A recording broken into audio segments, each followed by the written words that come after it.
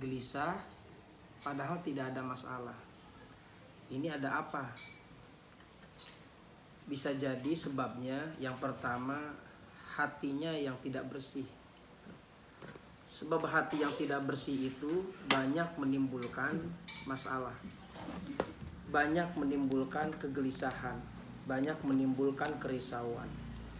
Nah, karena itu kita bersihkan dulu hatinya. Sebab dari hati yang tidak bersih juga pikiran menjadi tidak bersih. Dengan pikiran yang tidak bersih, dia selalu teringat hal-hal yang tidak baik. Dia ingin punya mobil. Waktu ingin punya mobil, sampai kemudian punyanya, dia selalu bayangkan, ternyata ketika saya punya kok jadi begini-begini, kok jadi begini. Akhirnya tidak tenang.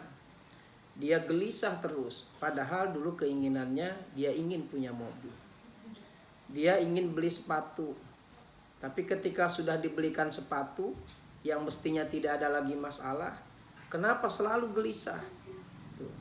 Jadi bisa jadi karena sebab pikirannya yang tidak tenang, pikirannya yang kacau.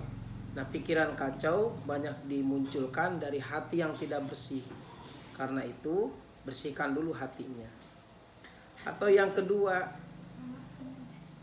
seorang tidak punya masalah tapi hidupnya selalu gelisah karena sebab dia kurang bersyukur. Sebab syukur itu membuat hati menjadi tenang, seseorang menjadi tentram. Nah, orang yang bersyukur itu berarti orang yang menerima apapun yang sudah Allah berikan kepada kita. Ketika dia menginginkan sesuatu, dengan jalan dia bersyukur, maka semuanya akan diterima dengan lapang dada. Meskipun apa yang diterima itu kadang tidak sesuai dengan kenyataan, tapi tidak menimbulkan masalah dan tidak membuat dia menjadi gelisah. Dia banyak bersyukur, dia banyak sekali menerima ketentuan Allah itu. Nah, itu tandanya orang tersebut insya Allah orang-orang yang hatinya selalu tenang, pikirannya tenang, dijauhkan dari rasa gelisah. Atau yang ketiga, orang itu tidak punya masalah tapi dia selalu gelisah dalam kehidupannya. Bisa jadi dia sudah punya penyakit namanya rakus. Sebab rakus ini bisa menyebabkan seseorang itu menjadi tidak tenang. Hidupnya selalu gelisah. Orang yang rakus itu biasanya hidupnya tidak pernah mau disaingi. Dia ingin mencari lagi dan mencari lagi sampai ketidaktenangan, sampai masalah itu, sampai kegelisahan itu datang kepada dirinya. Nah, karena itu waspadai dengan sifat rakus. Atau yang keempat, seorang itu bisa gelisah padahal tidak punya masalah, bisa jadi karena sebab hidupnya diiringi dengan sifat hasud, dengan iri dan dengki. Dia tidak senang terhadap kenikmatan yang diberikan atau yang didapat oleh orang lain.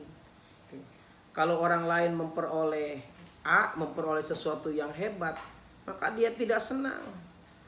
Dia tidak senang, maka dia berusaha untuk menyainginya. Maka dia berusaha untuk melenyapkannya.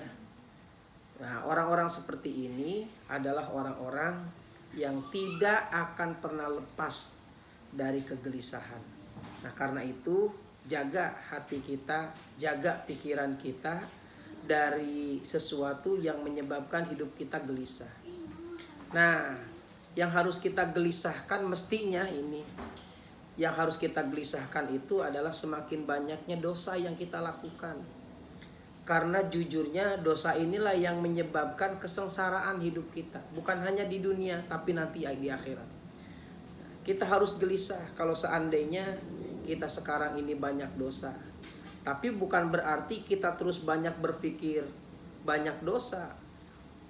Justru kita harus sikapi, kita harus imbangi dengan banyak bertaubat.